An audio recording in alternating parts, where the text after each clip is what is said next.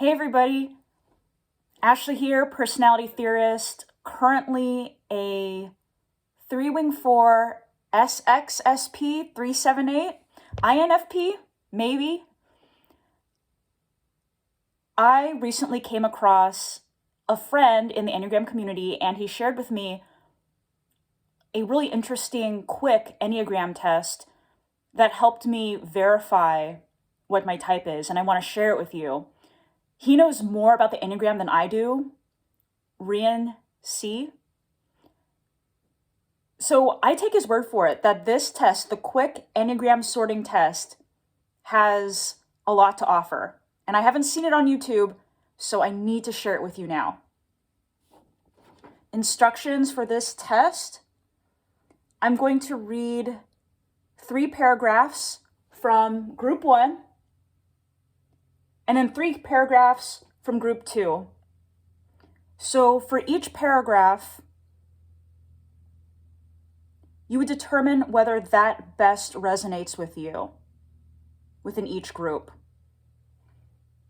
And I've done a summary of each of those paragraphs, but I still want you to listen closely because there may be nuances that this summary doesn't cover. So after picking a letter from each of the groups, then we can try to determine what your type is. You might want to write notes to yourself and say, actually, this type, it sounds a lot like me. That way you can test the different combinations. But again, it's the Quest Quick Enneagram Sorting Test. All right, let's go.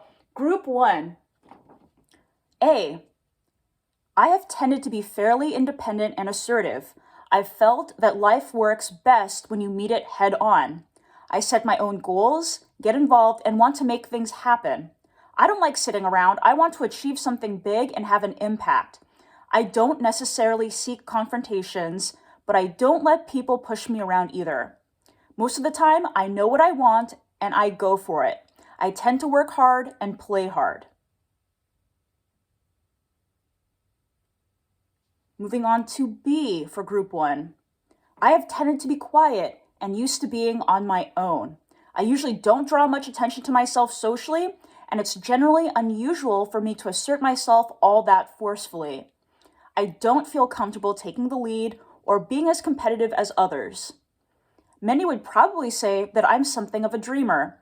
A lot of my excitement goes on in my imagination. I can be quite content without feeling I have to be active all the time. The last one for group 1, C. I have tended to be extremely responsible and dedicated. I feel terrible if I don't keep my commitments and do what's expected of me. I want people to know that I'm there for them and that I'll do what I believe is best for them. I've often made great personal sacrifices for the sake of others, whether they know it or not.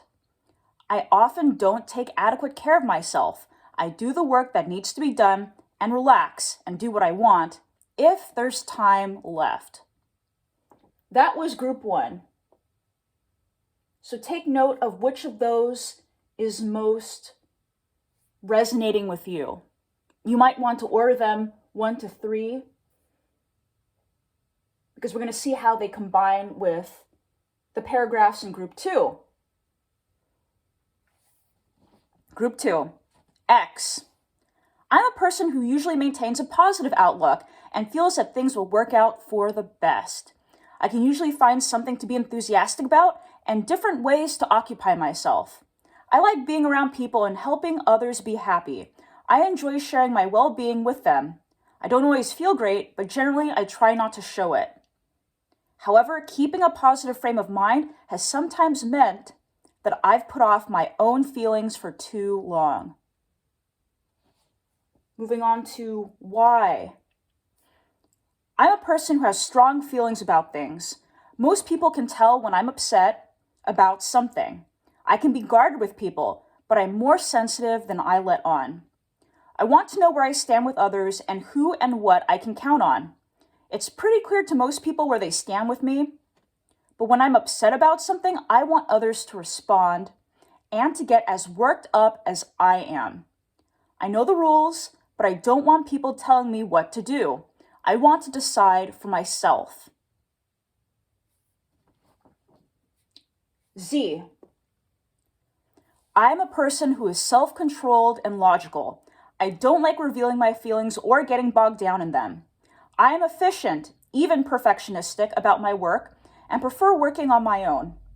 If there are problems or personal conflicts, I try not to let my feelings influence my actions. Some say I'm too cool and detached, but I don't want my private reactions to distract me from what's really important. I'm glad that I usually don't show my reactions when others get to me.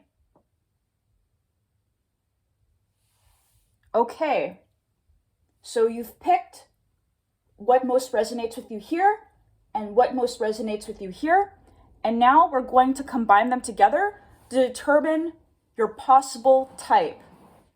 If we listen closely, AX is type 7, the optimist. AY is type 8, the challenger. AZ is type 3, the achiever. BX is type 9, the peacemaker. BY is type 4, the artist. BZ is type 5, the investigator. CX is type 2, the helper. CY is type 6, the loyalist. And CZ is type 1, the reformer.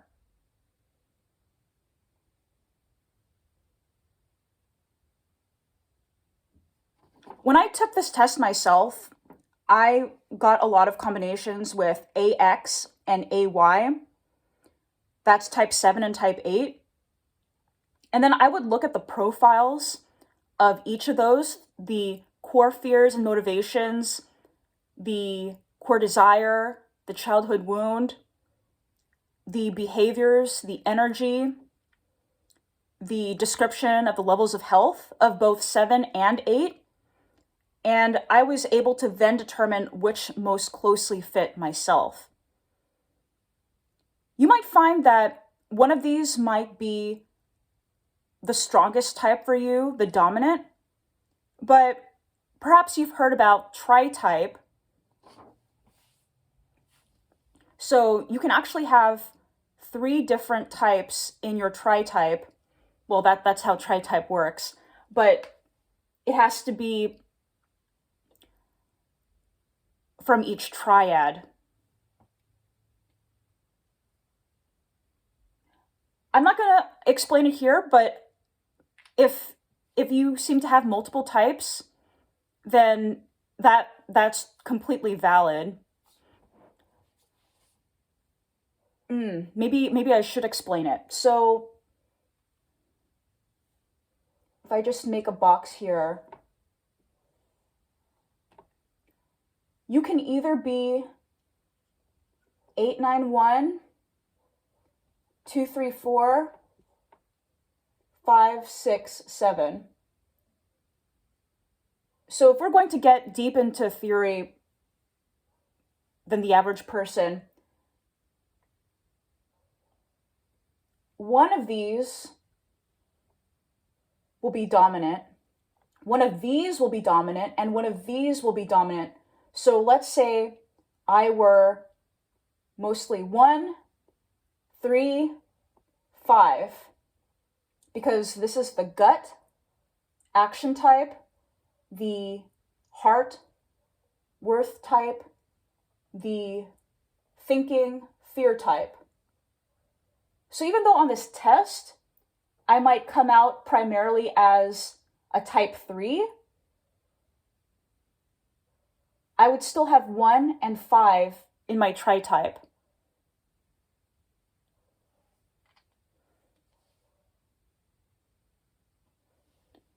I hope you found this helpful, and please let me know if you have any questions, and feel free to reach out to me.